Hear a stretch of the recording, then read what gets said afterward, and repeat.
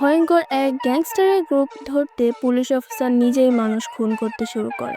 যে গ্যাংস্টারকে ধরতে হলে দুইটা খুন করতে হবে। সম্পূর্ণ মুভিটা অসাধারণ এবং থ্রিলারে ভরপুর, সাথে আছে জমকালো অ্যাকশন। তাহলে কি সেটা বাদ দেবেন? আমাদের কিন্তু তা মনে হয় না। দেখা বাদ দিলে অবশ্য আপনিই চরম মিস করবেন। তাই দেখা শুরু করুন, ভালো লেগে যাবে নিশ্চিত। এতক্ষণ অনেকেই গেস করে ফেলেছেন আমরা কি মুভি আজকে এক্সপ্লেন করতে চলেছি। মুভিটির নাম হচ্ছে হিট দ্য থার্ড কেস। তো আর কথা না বাড়িয়ে চলুন শুরু করা যাক। গল্পের শুরুতে আমরা দেখতে পাই কোনো এক কর্মকাণ্ডের জন্য পুলিশ অফিসার অর্জুনকে গ্রেফতার করা হয়, আর সেটা নিয়ে টিভি মিডিয়ায় চলে প্রচুর ঝড়। কারণ দেশ জুড়ে অর্জুন স্যারের খ্যাতি অনেক। এরপর এসিপি অর্জুনকে কোর্টে তোলা হলে জজ জানায় যে সে কোনো সাধারণ কেউ নয়, একজন পুলিশ অফিসার। তাই তার ইনভেস্টিগেশন ভালোভাবে করতে হবে। তাই তাকে সেন্ট্রাল জেলে পাঠানো হয়। তো অর্জুন সেন্ট্রাল জেলে আসলে সেখানে থাকা কয়েদিরা অর্জুনের উপর হামলা করতে আসলে একজন আটকায়। সেজন্য অর্জুনকে আলাদা জায়গায় নিয়ে যায় আর একটি ছুরি দিয়ে বলে, আপনি সবাইকে এখানে ধরে নিয়ে এসেছিলেন, তাই এই ছুরিটা রাখেন। অর্জুন ছুরিটা নিয়ে সে কয়েদি এখানে আসার কারণ জানতে চায়। তখন আমাদের পুরো ঘটনা বিস্তারিত দেখানো হয়। তো আমরা এবার অর্জুনের ফেস দেখি। আর সে তার গাড়িতে করে এক লোককে জঙ্গলে নিয়ে এসে নির্মমভাবে মেরে ফেলে এবং সেটার ভিডিও করে যে একজন পুলিশ কিভাবে নির্মমভাবে মারছে।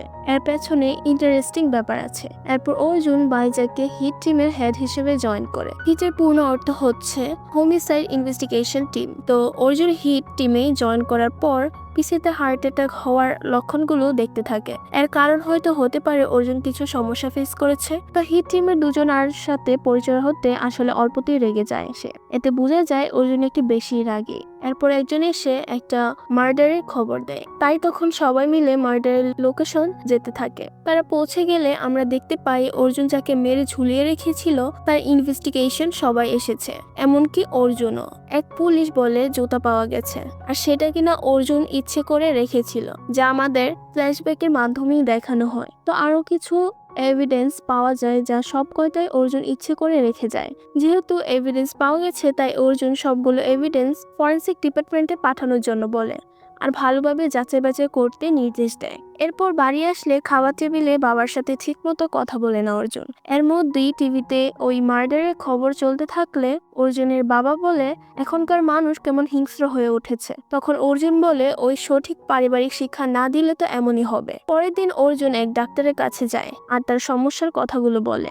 ডাক্তার তখন বলে, আপনার বেশি রাগ কমাতে হবে আর নিজেকেও কন্ট্রোল করতে হবে। সেখান থেকে অর্জুন অফিসে আসলে তখন একজন তার কাছে ছুটি চায়, কিন্তু অর্জুন ছুটি দেয় না। এরপর সবাই কনফারেন্সে মার্ডার নিয়ে আলোচনা করে। আর তখন জানানো হয় ক্রাইম সিনে থাকা সিগারেট ডিএনএ মিলেছে, কিন্তু সেটা কুকুরের। আরো জানানো হয় পোস্টমর্টেম অনুযায়ী ভিকটিমের 3 অর্গান মিসিং। আর এই অর্গানগুলো নিয়ে তারা কি করেছে কে জানে। তাই বস অর্জুনকে জিজ্ঞেস করে, আমরা এখন কি করব? অর্জুন বলে, অন ইট, যেদিকে যাওয়া দরকার সেদিকেই যাব। আর তখন ডেটিং অ্যাপে একজনের সাথে ডেট ফিক্স করে সে। তারপর তার সাথে দেখা করতে যায়, কিন্তু অর্জুন উল্টোপাল্টা প্রশ্ন করলে কোনো কিছু না বলে মেয়েটি চলে যায়। এরকম আরো অনেকগুলো মেয়ের সাথে ডেটে আসলে অর্জুন আর সবার সাথে একই ব্যাপার ঘটে। এত বোঝা যায় অর্জুন অনেক সিনিয়র পার্সন। সেখান থেকে রাতে বাড়ি এসে ল্যাপটপ চালানোর সময় বাবা এসে বলে, কলিগ কাউকে বিয়ে করলেই তো পারো। অর্জুন সেসব কথায় কোনো পাত্তাই দেয় না। পরের দিন রোদলা নামের এক মেয়ে দেখা করতে আসে অর্জুনের সাথে আর বলে, আমাদের ম্যাট্রিমনি অ্যাপে কথা হয়েছে। কিন্তু অর্জুন তো কোনো ম্যাট্রিমনি অ্যাপ খুলেইনি। তাই বাবাকে ফোন দেয়। তখন জানতে পারে বাবা এই কাজ করেছে। তাই অর্জুন রোদলাকে সত্যি বলে দেয়, যা ভালো লাগে রোদলার। তাই একসাথে বসে কফি খাওয়ার অফার দেয়।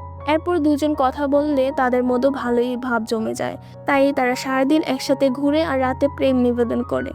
পরের দিন অর্জুন আরো একজনকে জঙ্গলে নিয়ে এসে একই কায়দায় মারার জন্য প্রস্তুত নিলে কেউ তার লক্ষ্য করে গুলি চালায়। গুলি চালানো লোকটি সামনে আসলে আমরা এসিপি বর্ষাকে দেখতে পাই। সে অর্জুনের জুনিয়র, একই সাথে হিট অফিসে কাজ করে। তো অর্জুন ছুরি চালিয়ে দেয় ঝুলিয়ে রাখা লোকটির উপরে। তারপর বর্ষার সাথে ফাইট করে এবং তাকে অজ্ঞান করে ফেলে। এরপর যখন বর্ষার গান ফেরে তখন সে দেখে সে বাধা, আর অর্জুন লোকটিকে মারার প্রস্তুতি নিলে তখন বর্ষা বলে, প্রথম দেখাতেই বুঝেছি আপনি ভালো কোনো লোক নন, আপনি একজন সাইকোপ্যাথ। এভাবে মানুষদের মার্ডার করেন, তাই আপনার নামে রিপোর্ট করব। অর্জুন তখন বলে, তুমি রিপোর্ট করে আমাকে জেলে নিয়ে যাও, তারপরে আমি মার্ডার করেই ছাড়বো। তখন আমাদের কয়েক মাস আগের ঘটনা দেখানো হয়। ঘটনাটা শ্রীনগরের অর্জুনের এক মার্ডারের ইনভেস্টিগেশনে আসলে সেখানে দেখে রশিতে ঝুলিয়ে গলায় ছুরি লাগিয়ে মারা হয়েছে এক শরীরে 3টা কাটার চিহ্ন আছে। এক্স্যাক্টলি অর্জুন যেভাবে মারছে সেই রকমই। তারপর এভিডেন্স সংগ্রহ করতে থাকে আর লাস্ট ফরেন্সিক ল্যাবে পাঠায়। এভিডেন্স সংগ্রহ করতে গেলে জানা যায় এক বড় গাড়িতে করে এখানে আসা হয়েছে, যার চাকার দাগ রয়েছে সেখানে। অর্জুন আরো বুঝতে পারে কোনো সুঠম মানুষ এর সাথে সম্পর্ক আছে। তো অর্জুন তার টিম নিয়ে ইনভেস্টিগেশন শুরু করে দেয়। এর মধ্যেই অটোপসি রিপোর্ট আসলে জানতে পারে 3 অর্গান মিসিং। সেই 3 অর্গানের নাম হচ্ছে হাইপোথ্যালামিস, পিটুইটারি এবং অ্যান্টিগ্ল্যান্স। অর্জুন এগুলোর অর্গানের নাম শুনে বলে, এগুলো পাচার করা হয় না? এর পেছনে অন্য কোনো কারণ থাকতে পারে। তাই জোরদার ইনভেস্টিগেশন শুরু করে দেয় অর্জুন। আর গাড়িতে টায়ারের উপর নির্ভর করে 3টা সাসপেক্ট পায়। তখন 3 সাসপেক্টের বাড়িতে যায় অর্জুন এবং তার টিম। তো দুজনকে পেলেও তারা নির্দোষ থাকে, আর অন্য আরেকজনকে তারা পায় না। এর মধ্যে আরেকজন বাড়িতে আসলে সে পুলিশ থেকে পালানোর চেষ্টা করে। তখন এক পুলিশ তাকে ধরতে গুলি করে দেয়।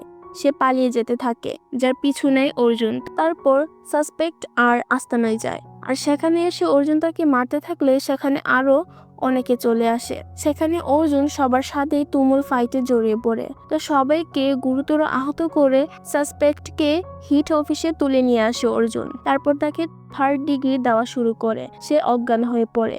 সেই সাসপেক্টের কোনো সাইবার সেল থেকে খুলে নিয়ে আসে একজন। তাই অর্জুন ফোন খুলে কোনো এভিডেন্সের আশায়, কিন্তু সে ফোন খোলা মাত্রই একটা ভিডিও দেখে চমকে ওঠে। আর ভিডিওটা ওই ভিকটিমের, যাকে তারা নির্মমভাবে মেরেছে। এরপর অর্জুন টিভির নিউজে দেখে সেই মেথডের উপর বিহারেও মার্ডার করা হয়েছে। তা দেখে চোখ কপালে উঠে যায় অর্জুনের, কারণ একদিনই 2 জায়গায় একই প্যাটার্নে মার্ডার। তাই বিহারে ইনভেস্টিগেশন অফিসার থেকে ডিটেলস সংগ্রহ করতে বলে। তো অর্জুনের জুনিয়ররা বলে বিহারে একই ঘটনার মধ্যেই সাসপেক্টকে ধরা হয়েছে, কিন্তু তারা কেস ডিটেলস দিতে চাচ্ছে না। তখন অর্জুন জুনিয়র থেকে বলে তাহলে বিহারে যেতে হবে। জুনিয়র জানায় ঘটনাটা হাইলি রেস্ট্রিক্টেড এলাকায় হয়েছে, মিলিটারি ছাড়া যাওয়াই যাবে না। তাই তারা বিহারে এসে মিলিটারিদের সাথে নিয়েই যেতে থাকে। এরপর বিহারের পুলিশ স্টেশনে সে সাসপেক্টের কাছে থাকা ভিডিও ক্যামেরা ওপেন করলে দেখে সেও পুরো মার্ডারের ভিডিও করেছে। মানে দুইটাই সেম কাহিনী। এবার 3 অর্গানও দেখতে পায় অর্জুন সহ তারা জুনিয়র, কারণ সেখানকার সাসপেক্ট সবার সহ ধরা পড়েছে।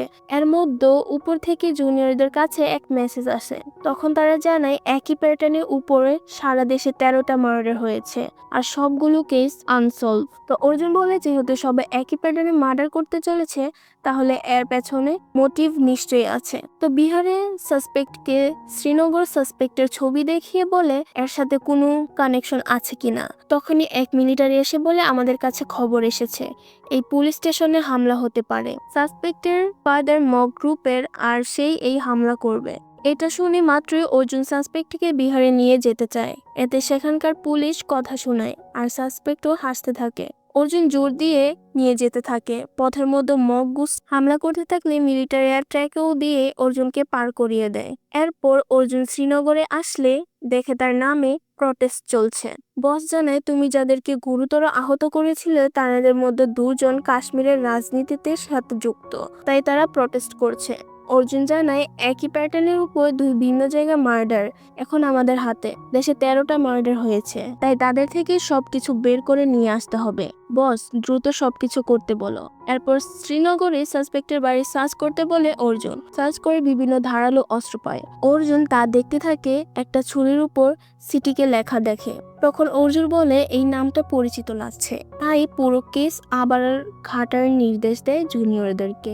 এরপর থানাতে আসলে প্রটেস্টরা পুলিশদের ইউনিফর্ম জ্বালিয়ে দিচ্ছে, যা দেখে অর্জুনদের মাথা গরম হয়ে যায়। তাই লাঠি নিয়ে মারতে যায় তাদের। সেই সময় একজনকে মারতে থাকলে এক ট্যাটু দেখে। তখন তার মনে পড়ে যায় বিহারে ওই সাসপেক্টেড গাইজ সে সিটিকে ট্যাটু দেখেছে। তো 3 অর্গান আর ট্যাটুর ব্যাপার থাকায় অর্জুন তার জুনিয়রদেরকে বলে এটা কোনো রিলিজিয়াস কালচারের কার্যক্রম হতে পারে, আর অর্গানগুলো দিয়ে কিছু একটা করছে। তাই দুজনকে একসাথে নিয়ে আসো, ট্রিগার করে কিছু পাই কিনা দেখি। তো তাদেরকে একত্রিত করা হয়। আর সেখানে জিজ্ঞাসাবাদ করতে থাকে। তো শুরুতেই সিটিকে এর কথা বলতে তারা দুজনেই চমকে ওঠে। তখনই অর্জুন এক গেম খেলে। সে বলে একজন ঠিক মতো সবকিছু করলেও আরেকজন ঠিক মতো করেনি, আর যাকে বলা হয় ঠিক মতো করেনি সে বলে আমি সব ঠিক মতো করেছি। তখন অন্যজন চুপ থাকতে বলে, কারণ চুপ থাকাটা তাদের রুলস এর মধ্যেই তারা ওয়েবসাইটের কথা বলে ফেলে যেখানে মার্ডার করার ডিটেলস বলা আছে। তখন অর্জুন বলে সিটিকে নামের তাহলে ওয়েবসাইট আছে তাই না? জুনিয়ররা তা চেক করতে থাকলে কোনো ওয়েবসাইটই পায় না। তখন অর্জুন জানায় এটা কোনো সাধারণ ওয়েবসাইট না, এটা ডার্ক ওয়েবসাইট। তা ডার্ক ওয়েবসাইট সম্পর্কে ধারণা দেওয়ার পর অর্জুন জানায় এই দুই সাসপেক্ট ডার্ক ওয়েবসাইটের সিটিকে সাইট ইউজ করছে। সিটিকে অর্থ হচ্ছে ক্যাপচার, টর্চার, কিল। তখন আমরা ওয়েবসাইটটিতে দেখতে পাই এই মার্ডারের প্যাটার্নের উপর অসংখ্য ভিডিও, আবার সেই ভিডিওগুলোতে রেটিং দেওয়া হয়েছে। অর্জুন তখন আরো ডিটেলসে গিয়ে বলে এটাই হচ্ছে সিরিয়াল কিলারদের সোশ্যাল মিডিয়া, আর মার্ডার করার রুলস আছে। মার্ডার করার পর কিভাবে অর্গান বের করতে হবে, আর তা কিভাবে সংগ্রহ করতে হবে, আর তা কোথায় নিয়ে আসতে হবে সব এই ওয়েবসাইটে জানিয়ে দেওয়া আছে। যারা এই ওয়েবসাইটের পেছনে আছে তারা সবার জন্য দুইটা মার্ডার কম্পালসরি রাখে। তো যারা সঠিকভাবে দুইটা মার্ডার করতে পারে তারা হয়ে যায় তাদের মেম্বার।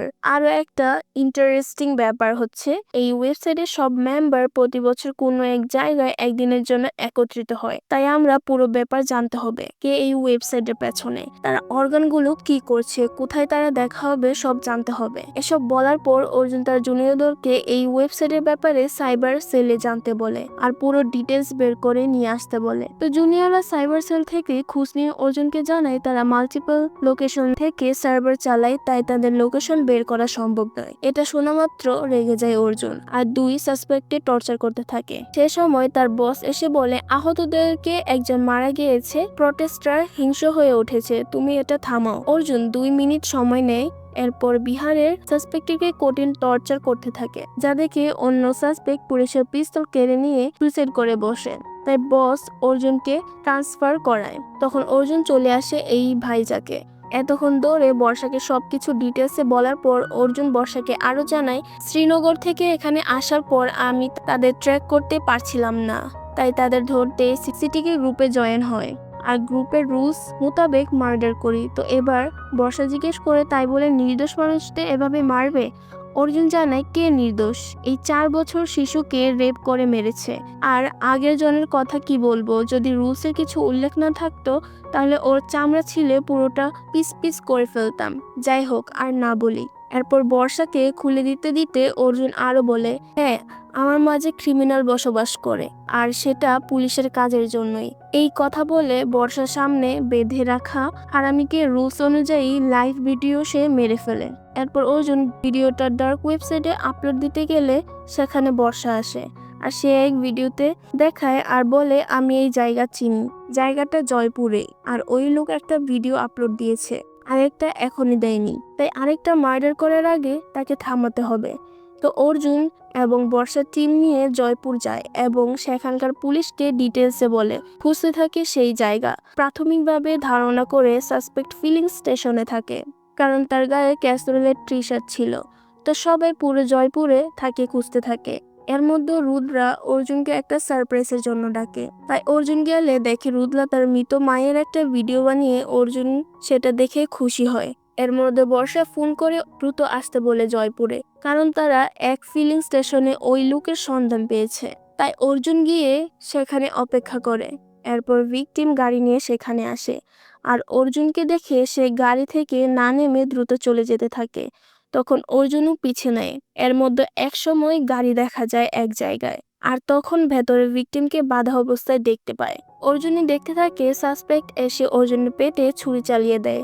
তখন অর্জুন পেটে ছুরি নিয়েই লড়তে থাকে।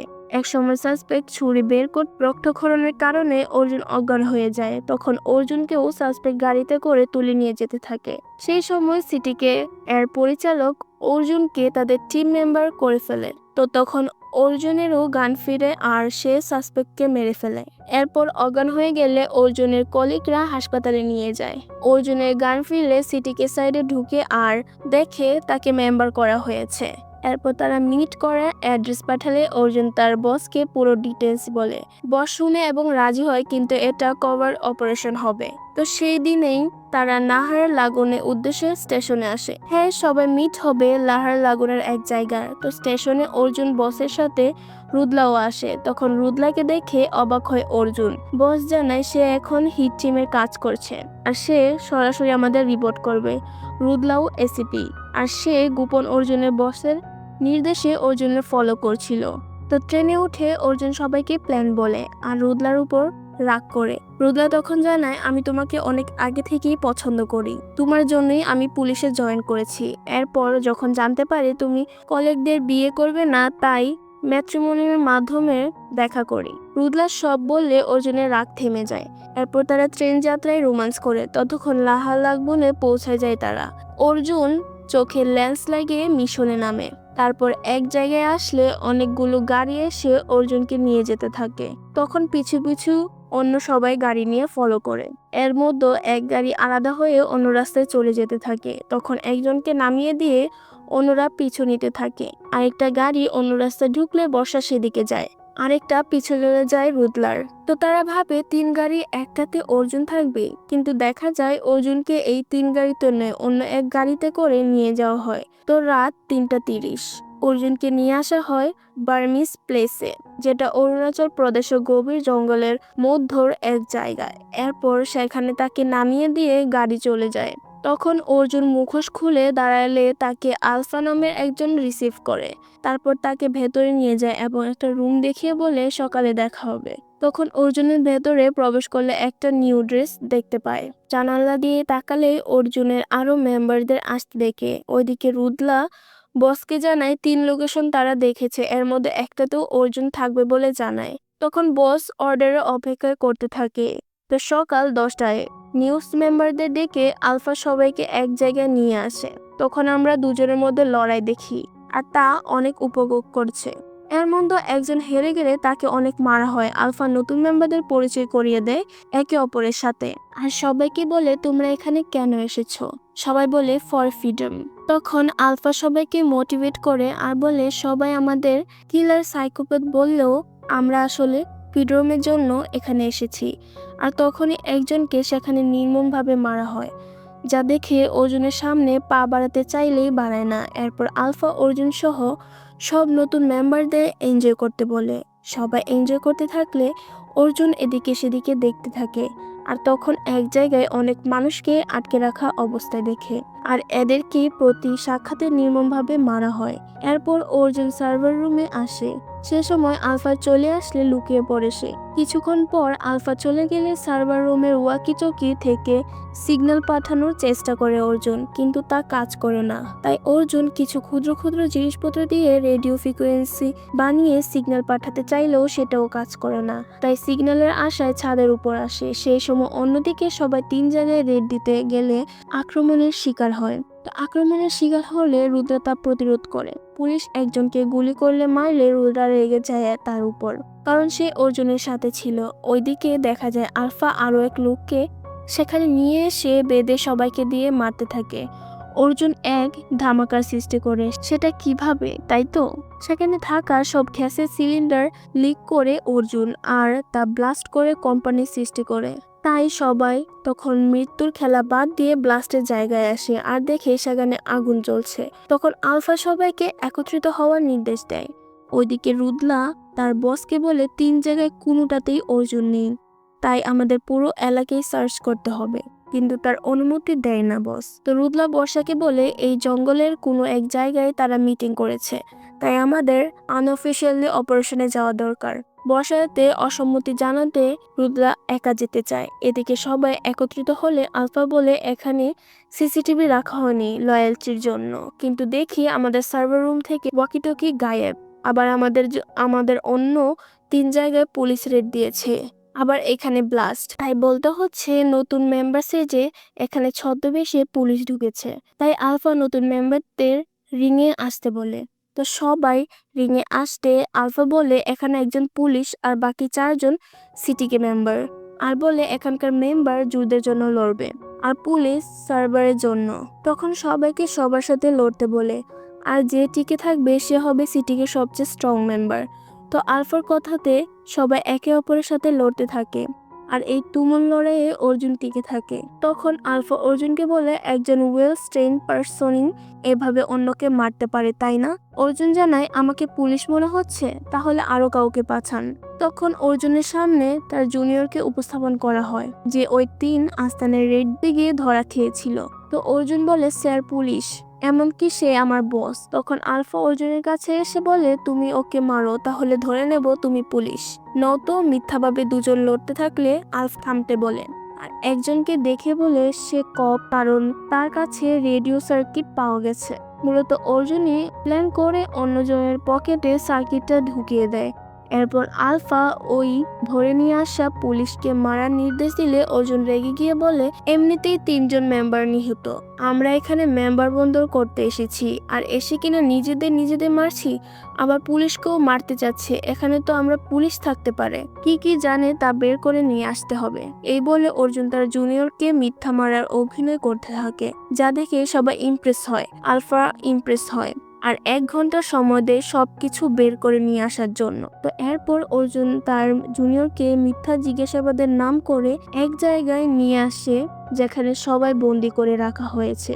অর্জুন এরপর জুনিয়রকে বলে, এখান থেকে কিভাবে বের হয় জানি না, তবে আমি সবাইকে অন্য প্ল্যানে ভিজিয়ে রাখবো, সেই সময় তুমি সবাইকে এখান থেকে বের করে নিয়ে যাবে। জুনিয়র বলে, এখানে 150 জন মানুষ আছে, তাদের থেকে কিভাবে বের হবেন? অর্জুন বলে, সিস্টেম জানিয়ে দেয় আর বলে, তুমি সহ সবাইকে উদ্ধার করা আমার দায়িত্ব, তাই যেভাবেই হোক উদ্ধার করব।